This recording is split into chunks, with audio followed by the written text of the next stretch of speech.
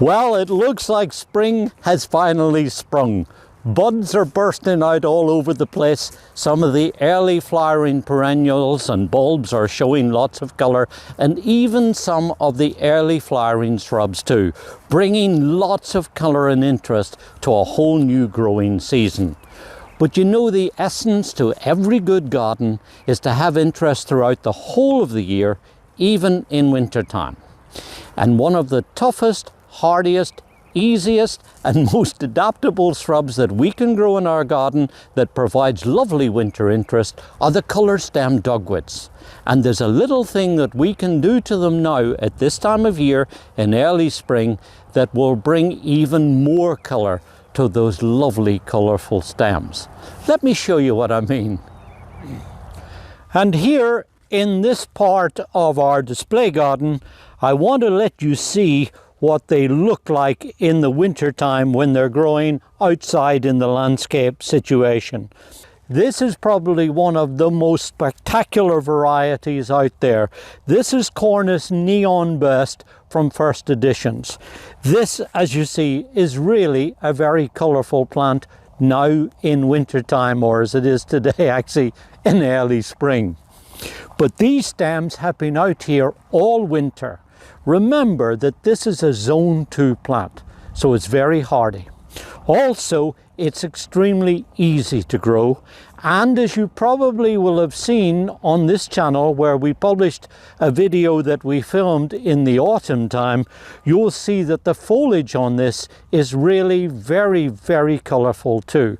A beautiful bright chartreuse colour in spring and early summer, then going through to a golden yellow colour in the summertime that incidentally doesn't burn in the bright sunlight, and then in the fall, in the autumn. It is truly amazing, spectacular autumn colour. So if you're looking for a plant that's hardy, that's easy to grow, that's reliable, that has multiple uses, including here in the landscape, but also these are lovely stems to cut and put into floral arrangements, etc. And as you see, it is a nice, strong, vigorous, and yet not too tall a grower. Gets to about 4 to 5 foot high.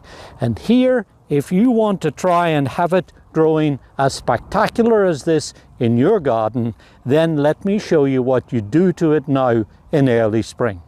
As you see from the tips here, it's just beginning to grow. So this is a good time to go in and cut back almost to the ground to about 2 or 3 sets of buds from the ground, these young stems here, because what is going to happen is now these growths are going to grow out from the bottom.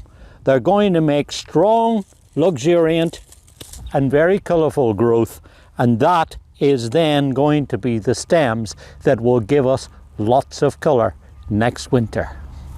And then as we work our way around the plant, you'll see that I'm shortening back some of these little short growths here at the bottom. But look at this nice big strong stem here, and there's 2 good sets of buds coming out from the base of the plant. So we just go a little bit above a bud and out it comes. And then on this one we do exactly the same.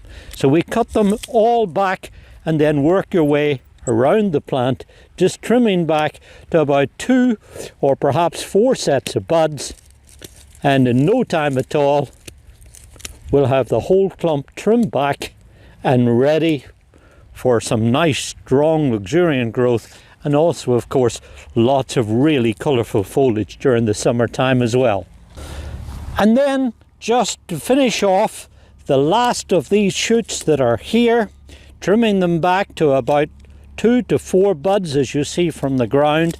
It may seem like this is fairly drastic, but believe me, what's going to happen now is these shoots are going to grow out. They'll produce beautiful foliage this summer, which of course will be spectacular in the fall, and then we'll have lots of lovely bright red stems, which incidentally you could probably dry these and use them in decorations inside, or even for that matter outside your home.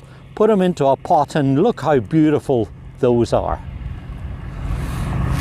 And remember also that as well as being hardy, really easy to grow, not really bothered by pests and diseases, giving you lots of interest. It's also deer resistant too, and it will grow in a wide variety of soils, including damp, wet places. So here really is a spectacular plant that I hope you'll get a chance to grow in your garden. And then, because we have 3 plants here, I'm really just going to repeat the process with this particular one too. Just going through, trimming them back as you see. And what's important to tell you is that this same technique will work on all the other dogwood varieties too. That's the red twigged ones, the variegated ones, and also the ones with the yellow stems. But it has to be these colorful stem ones. Just be a little careful, because there are of course other sorts of dogwoods too that you don't do this drastic pruning with. Now I'll just end by saying that this is a technique that's called coppicing. It's something that's been carried out probably for hundreds if not thousands of years, and certainly in years gone by it was used extensively for producing willow for basketry. Same idea, you cut them back hard, you get strong vigorous growth. They were looking for thin flexible stems, but of course we're looking for decorative, very colourful stems. Now if you wanted to, you could trim them back every 2nd or 3rd year. The advantage of that is that of course it's less work. You will get little flowers and then eventually white berries going into the early part of the autumn that incidentally birds feed on. But honestly, I trim these back like this every year because the flowers for me are really pretty insignificant. And yes, it's nice to have the berries, but they don't last very long. And I really enjoy having all of this strong, luxuriant growth and lots of colourful stems, which incidentally works very well on the yellow and other darker red-stemmed varieties too. So it's up to you whether you prune them as hard as I do or do it every 2nd or 3rd year. If you didn't prune them at all, you would still get little red tips on the plants, but the stems down here are going to be a kind of grey-brown colour and not nearly as colourful. So I'd encourage you to get out there, prune back your red-stemmed dogwoods in the early part of the year, and just like I've done here now, set them up for growing lots and lots of strong, luxuriant growth that will give you beautiful, beautiful, colourful stems in the wintertime. Now, the neat thing about these types of dogwoods is that they're really not bothered by any pests and diseases worth talking about. They don't really suffer from anything to worry about. Nevertheless, it's still good practice to clean away any debris and any of the little old twigs that are here, get them away and put them on the compost pile. And then, because you're looking to get some good, strong, luxuriant growth, it's also worth supplementing the nutrition. And here I'm using a slow release, well-balanced fertilizer. I like using these types because you only have to put it down once. And the instructions tells me to put on about 2 or 3 spoonfuls per plant. You just sprinkle that around the perimeter of the plant like so. And then I like to just work it in with the back of the rake, and in no time at all you'll see that these stems will all start to grow. They'll produce lots of really nice, strong and very colourful growth, and then of course we'll have spectacular bright red stems again next winter.